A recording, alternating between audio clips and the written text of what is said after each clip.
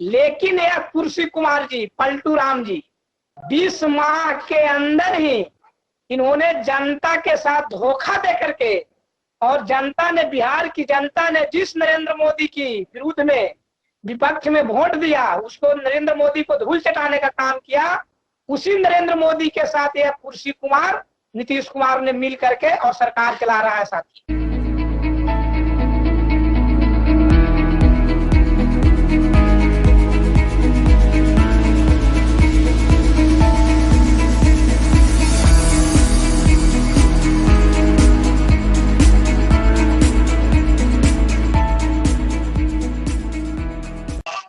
Question ये है कि बिहार में पीपीआई को लोग क्यों चुने? 5 साल 10 साल में जो सरकार रही उसका क्या हुआ? उससे लोगों को क्या फायदा हुआ? बाढ़ में जो तबाही मच रहा है हर साल, उसके लिए पीपीआई के पास क्या है एजेंडा? पीपीआई क्या एजेंडा लेकर चुनाव में उतर रही है? आप तो अभी जो बिहार में माननीय मुख्यमंत्री जो हमारे जो नीतीश कुमार जी हैं, इनकी 2015 में जो बिहार की जनता ने वोट दिया था, तो महागठबंधन के नाम पर दिया था।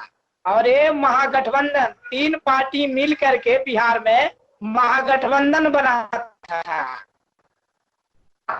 आरजेडी और तीनों पार्टियों मिलाकर के महागठबंधन बनाया गया, और महागठबंधन का नेता नीतीश कुमार को बनाया गया।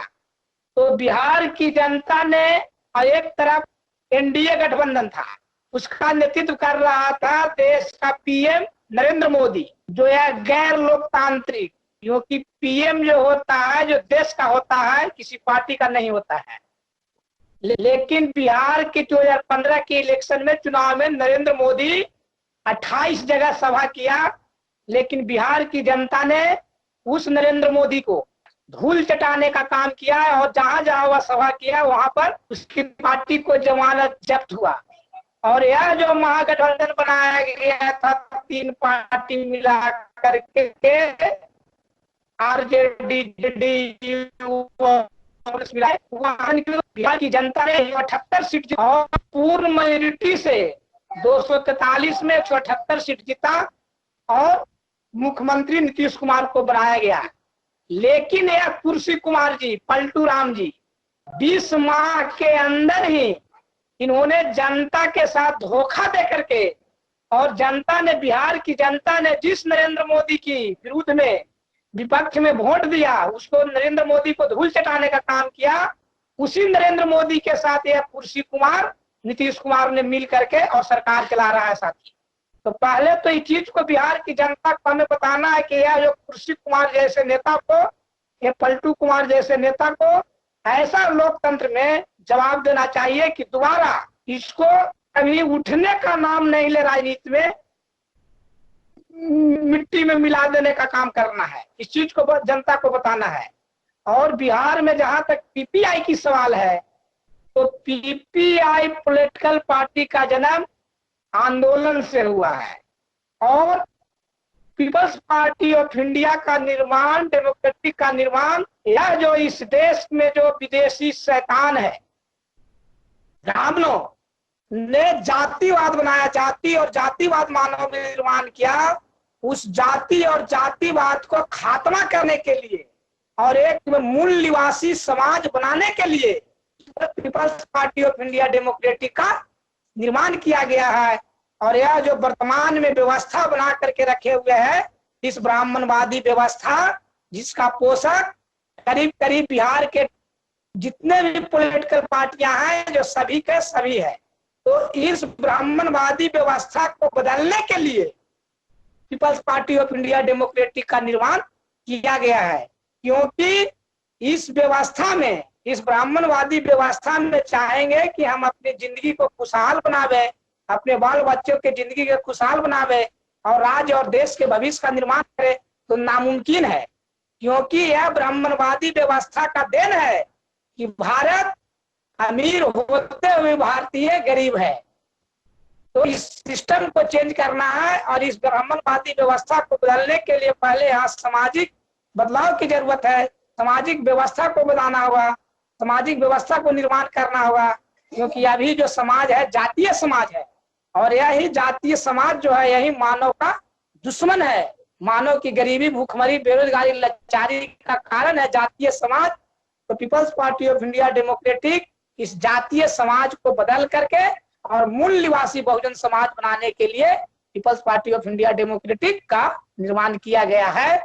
और बिहार विधानसभा का जो चुनाव लड़ने के लिए बात आया है, तो पार्लियामेंट में, लोकतंत्र में, डेमोक्रेसी में पावर पार्लियामेंट और असेंबली के पास होता है, और वह जो होता है सत्ता जो होता है, पावर जो होता है, सत्ता जो होता है, वो समाज निर्माण में एक साधन का काम करता है। तो इसीलिए हम लोग पावर में आना चाहते हैं कि यह मूल निवासी समाज हमारा ज्यादा से ज्यादा, कम दिनों में हम ज्यादा से ज्यादा हम मूल निवासी समाज बनाने का काम करें।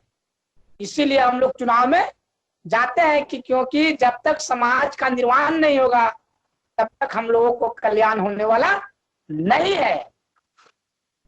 हाँ, हम एक चीज और सवाल करना चाहेंगे कि ये जो बाढ़ में जो लाखों लोग मर रहे हैं हर साल, तबाही जो चल रहा है, उसके लिए People's Party of India Democratic के पास क्या उपाय क्या है? कैसे लोगों को उसकी जिंदगी खुशहाल हो?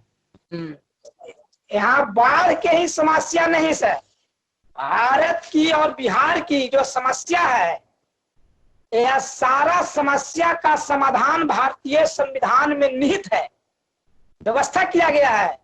लेकिन जो इस देश के शासक वर्ग है, कांग्रेस और बीजेपी के हाथों में जो सत्ता रहा, और वह पार्टियां नहीं चाहता है कि समस्या का समाधान होवे, भारतीय संविधान को इम्प्लीमेंट करना नहीं चाहता है, लागू करना नहीं चाहता। इसी का कारण है कि बाढ़ की समस्या है।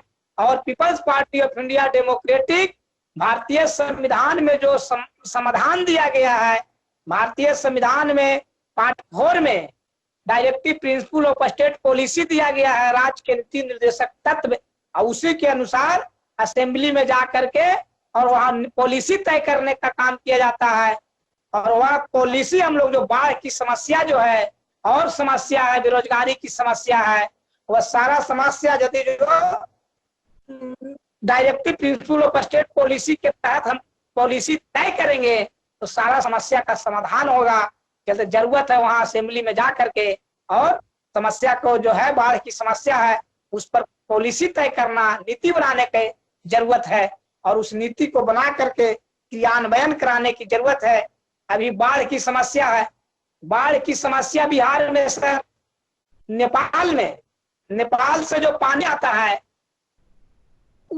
उस पानी से समस्या, वर्षा के पानी से समस्या नहीं है।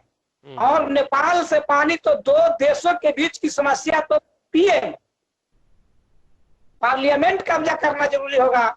और जब तक पार्लियामेंट में पीपीआई की सरकार नहीं बनेगी तब तक बिहार में बाढ़ की समस्या का स्थायी निदान नहीं हो पाएगा। और जहां तक राज्यों की सवाल है, तो राज्यों के मुख्यमंत्री के जिम्मे में जो कृषि है, जो सिंचाई की व्यवस्था है, तो वह जो पानी है उस पानी को बांध बना करके और उससे नहर निकाल करके और खेतों तक हम पहुंचावेंगे, इस सब काम को करेंगे तो बाढ़ की समस्या का समाधान होगा। इसके अलावा सारा जवाबदेही बाढ़ की समस्या जो बिहार में, इसके अलावा सारा जवाबदेही, सारा दोष सरकार है, जो गवर्नमेंट चुनता है। जी, अभी जो लोग बिहार में सबसे ज्यादा बेरोजगारी है, बाहर जो है लाखों लोग मजदूर जो है बिहार से बाहर पलायन करते हैं। People's Party of India Democratic को इस पलायन को रोकने के लिए क्या उपाय है? बिहार की चाहे पूरे देश की सर्वे की, यहाँ 70% लोग कृषि पर आधारित है, और बिहार में भी कृषि उपजाऊ जमीन है। और बीच में हमारे जो सुशासन बाबू है, विकास पुरुष की जो सरकार है, इन्होंने 2007 में डी बंदोपाध्याय कमेटी बनाया, और डी बंदोपाध्याय कमेटी से सर्वे करवाया, और वह सर्वे में रिपोर्ट छन के आया कि बिहार में सिर्फ 500 व्यक्ति, हाथ पर गिने चुने लोग हैं, 500 लोग हैं, वह 500 व्यक्ति 120 एकड़ से 3000 एकड़ जमीन रखे हुए हैं। मैं नहीं बोल रहा हूं, न मेरा संगठन बोल रहा है, डी बंदोपाध्याय कमेटी की रिपोर्ट है। तो वह जमीन को यदि जो सभी में वितरण कर दिया जाए, सभी परिवार के बीच वितरण कर दिया है, तो बिहार में प्रत्येक परिवार के पास 5-5 एकड़ जमीन हो जाएगा। लेकिन यह सरकार तो सर्वे कराया, लेकिन इस पर एक यदि के भी जरूरत के अनुसार उन्होंने पॉलिसी तय वितरण करने का काम नहीं किया। और सर्वे कराने के बाद यह जो ब्राह्मणवादी जो बीजेपी के साथ जो सरकार चला रहा है, बीजेपी ने नीतीश कुमार या कुर्सी कुमार पर दबाव बनाया, तो वह रिपोर्ट भी ठंडे बास्ता में डाल दिया। तो मैं People's Party of India Democratic सत्ता में आएगी बिहार विधानसभा में, बिहार विधानसभा का रिप्रेजेंट करेगी। तो जो सत्ता में आवेंगे तो डी बंदोपाध्याय कमेटी की जो रिपोर्ट है जमीनों का वितरण, जो मात्र 500 व्यक्ति जो 120 एकड़ से 3000 एकड़ जमीन हड़पले है, उस जमीन का पहले मैं बंटवारा करूंगा। सारे परिवार के पास, बिहार में प्रत्येक परिवार के पास उस जमीन को बांटने का काम करेंगे। तो सभी के पास 5-5 एकड़ जमीन हो जाएगा सभी परिवारों के पास। तो उस परिवारों के पास उस खेतों में पानी पहुंचाने का काम करेंगे। और यहाँ पानी के भी कोई दिक्कत नहीं है, यह सरकार की गलत नीति के कारण ये सारा समस्या है। तो उस खेतों में पानी पहुंचाने का काम हम लोग नहर बनवाएंगे, नहर निकालेंगे और उस पे हर लोगों को काम देने का काम करेंगे। और यहाँ किसी चीज की दिक्कत नहीं है। एक और सवाल है मेरा, People's Party of India Democratic जो है वो कितने सीटों पर चुनाव लड़ना चाहती है? हमारी पार्टी बिहार में, बिहार विधानसभा में 243 सीट है और People's Party of India Democratic 243 सीटों पर उम्मीदवार उतारने के लिए तैयारी कर रही है। और लगभग उम्मीदवार भी करीब 80% सीटों पर मिल चुका है। जी, अगला मेरा सवाल है सुनील जी। जी बोलिए। और 20% सीटों पर चुनाव लड़ने के लिए हम लोग उम्मीदवारों की खोज कर रहे हैं, संगठन निर्माण करने का काम कर रहे हैं, संगठन में जोड़ने का काम कर रहे हैं। जी, एक चीज और हम कहना चाहेंगे, ये कोरोना का जो अभी डर फैलाया गया है, आप इसको कैसे देखते हैं? और इसमें जो है बिहार सरकार चुनाव कराने को आतुर दिख रही है, इसके संदर्भ में आप कुछ कहना चाहेंगे? साथियों, मैं कहना चाहूंगा यह जो कोरोना का जो दिखा है, कोरोना कोई कोरोना नहीं है। Corona as a international politics, अंतरराष्ट्रीय राजनीति है।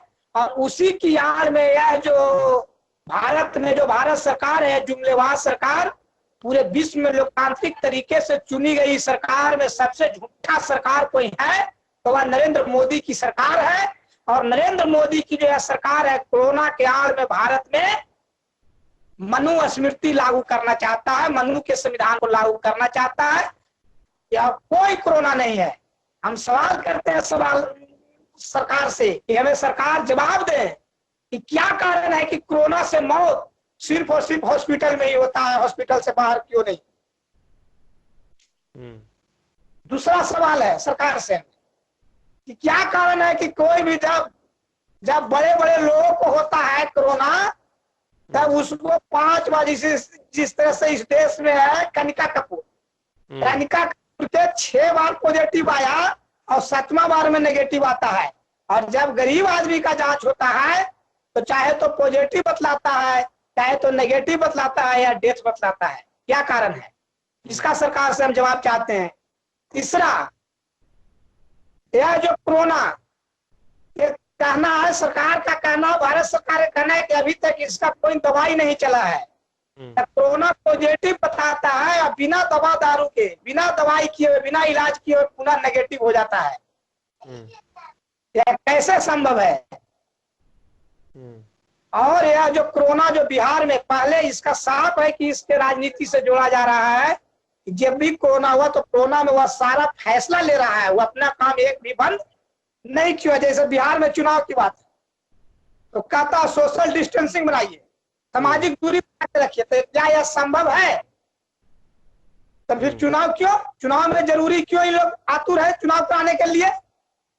इससे साफ जाहिर होता है कि कोरोना की आड़ में या बिहार की जो बीजेपी जो सत्ता से वंचित है, दूर है। यहाँ जो 90 के बाद यहाँ बिहार में जो अस्थायी सरकार है, बैकवर्ड के मुख्यमंत्री बना हुआ है, ओबीसी के मुख्यमंत्री बना हुआ है, वह चाहता है कि इस कोरोना के आड़ में ही बिहार में 30 वर्षों जो सत्ता ओबीसी कायम है उसको हटा करके अब ब्राह्मणों का सत्ता कायम करे। आरएसएस अपना सत्ता को हड़पना चाहता है और बाकी कोई कोरोना नहीं है। चुनाव खत्म, कोरोना खत्म हो जाएगा। सुनील जी, एक सवाल और है। ओबीसी का मुख्यमंत्री रहा है लगभग 20-25 साल से, कहाँ है ओबीसी बिहार में? उसकी उन्नति दिखाई नहीं दे रही है। वह सर मुख्यमंत्री जैसे 1990 में मुख्यमंत्री बने लालू प्रसाद यादव जी 10 मार्च 1990 को, तो वह सत्ता बैकवर्ड के नाम पर मिला, लेकिन जो लालू प्रसाद यादव जी हैं उन्होंने इस ब्राह्मणवाद को नहीं समझे और इस देश का दुश्मन है ब्राह्मणवाद। लालू प्रसाद जी ने सामंतवाद को समझे तो सामंतवाद को बिहार में चकनाचूर कर दिए। तो यह जो समझने का जो कारण है, जो लालू प्रसाद जी की गलती नहीं है, क्योंकि लालू प्रसाद की पैदाइश जेपी मूवमेंट से हुआ था और जेपी मूवमेंट था जो बिहार में बिहार लेनिन के नाम से जाने जाने वाले अमर शहीद जगदेव प्रसाद की इसी बिहार की धरती पर दिन दहाड़े सभा में गोली मारा गया था सामंतियों के द्वारा।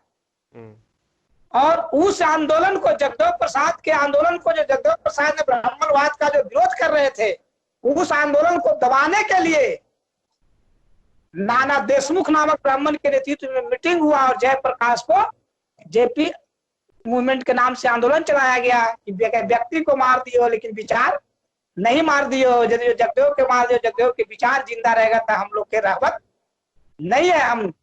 तो उस आंदोलन को मोड़ने के लिए जेपी मूवमेंट चलाया। उस जेपी मूवमेंट से लालू जी की पैदाइश है। लालू जी को ट्रेनिंग से नेता नहीं बने, वह अनुभव से बने। तो इसीलिए लालू जी ने बहुत लड़ाई को बहुत आसान कर दिए। यदि जो लालू प्रसाद यादव जी ब्राह्मणवाद को समझ जाते तो लालू प्रसाद यादव रांची के होटवार जेल में नहीं होते, दिल्ली होते। अभी जो ओबीसी का हालत है उसमें आप और जो बीच में जो नीतीश कुमार जी मुख्यमंत्री बने हुए हैं बिहार में जी, तो वह नीतीश कुमार जी है जो लीडर नहीं है। नीतीश कुमार मुख्यमंत्री बने नहीं, बनाए गए। बिहार में लालू जी की सत्ता रही तो कोई ट्रेनिंग से नेता नहीं बने थे, कोई उनके पास कोई एजेंडा नहीं था। लालू जी के पास वो अनुभव पर किए।